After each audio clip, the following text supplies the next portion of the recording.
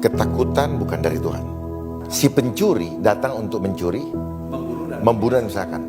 Banyak yang mati kan? Banyak binasa. Mencuri apa yang dicuri? Damai sejahtera. Damai sejahtera dicuri karena kebodohannya, karena kurang pengetahuan. Akhirnya mati sia-sia dan masuk binasa. Nah, itu yang terjadi. Kenapa sia-sia? Karena kurang pengetahuan. Pengetahuannya apa? Kalau kita banyak pikiran, asam lambung ini akan berhubungan dengan reaksi kimia di dalam tubuh. Kalau kita banyak pikiran, kita penuh dengan ketakutan, di tubuh manusia akan bergolak reaksi kimia beracun. Ya, dan selnya juga nggak akan. Ya, yang saya sebut dengan hormon kortisol. Dia akan memicu asam lambung naik. Nah, asam lambung yang naik akan menutupi pernafasan kita dan slim itu akan menjadi lengket seperti lem.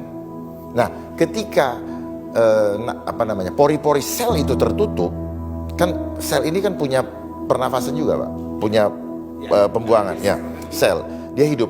Kalau dia shutdown, terus kemudian kepanikan dan ketakutan itu semakin menggila, dan akhirnya si asam lambung tidak bisa menembus ini, dia akan mendesak ke jantung. Makanya rata-rata kena jantung dan kena ini napasan. Nah, seperti itu. Semua karena pikiran. Orang kalau punya pikiran, Pak, pikiran negatif, lemah, Pak, badan. Otomatis.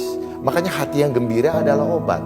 Obat yang manjur. Manjur. Nah, kenapa manjur? Karena ketika hati yang gembira, karena penuh dengan damai sejahtera, penuh dengan shalom, maka hormon di dalam tubuh kita akan menghasilkan hormon positif, yaitu hormon endorfin, hormon yang memudahkan kita senyum, hormon dopamin, oksitosin, serotonin itu hormon yang bahagia, dan interferon. Interferon itu kalau orang ada kanker, lewat habis semua. Makanya terjadilah sesuai dengan imanmu. Jadi waktu Alkitab bilang hati yang gembira adalah obat, itu secara teknologi bisa dibuktikan bahwa ada hormon. Yes, otomatis itu, Pak.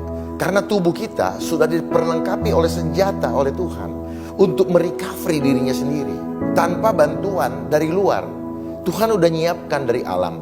Tubuh kita ini diciptakan dari tanah. Berarti yang koheren dengan tubuh kita adalah segala sesuatu yang ada di dalam tanah. Gak mungkin dari kimia yang datang. Nah, sekarang kalau bicara tentang fear tadi atau ketakutan tadi, adakah hubungannya dengan peristiwa yang terjadi hari-hari? Ada. Karena ini adalah cara untuk menggiring. Karena gini, kenapa ketakutan yang dijadikan isu? Kalau cuman bilang tidak ada uang atau negara kolaps, gak punya bangkrut dan sebagainya, gak menakutkan orang. Yang penting gue masih bisa ketemu saudara gue. Tetapi kenapa? Karena tadi perlu percepatan untuk segera menguasai mindset manusia. Perlu diperhatikan, setiap sistem itu sifatnya masif.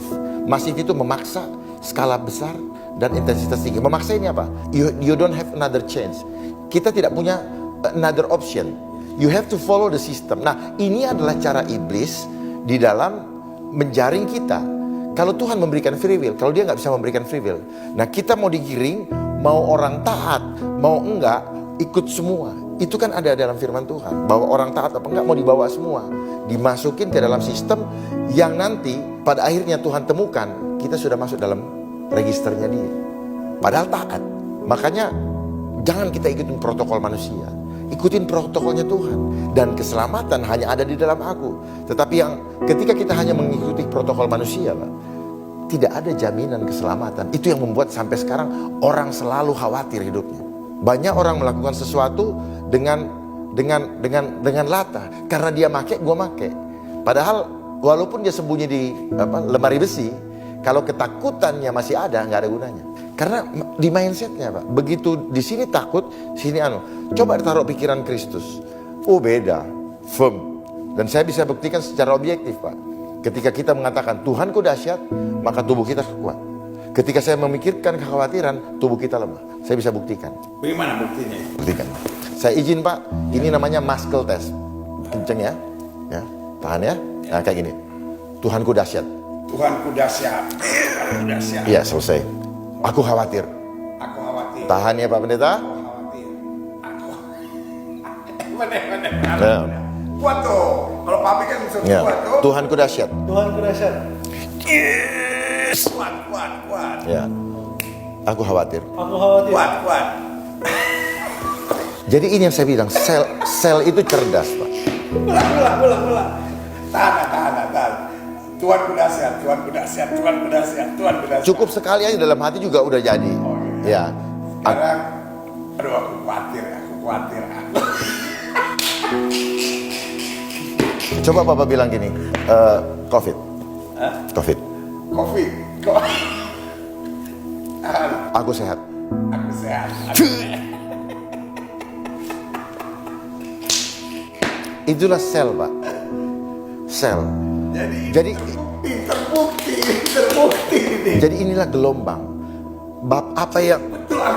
Kalau lihat gini Alkitab mengagumkan ya. Mengagumkan. Karena Alkitab bilang apa yang kutakutkan Itu yang akan terjadi. Menimpamu. Ya, kan? ya. Tetapi sesuai dengan imanku jadi padaku. gitu. Ada pertanyaan nggak Pak? Itu seru tuh tadi yang selalu begitu. Jadi gini Pak, ya, Bevan.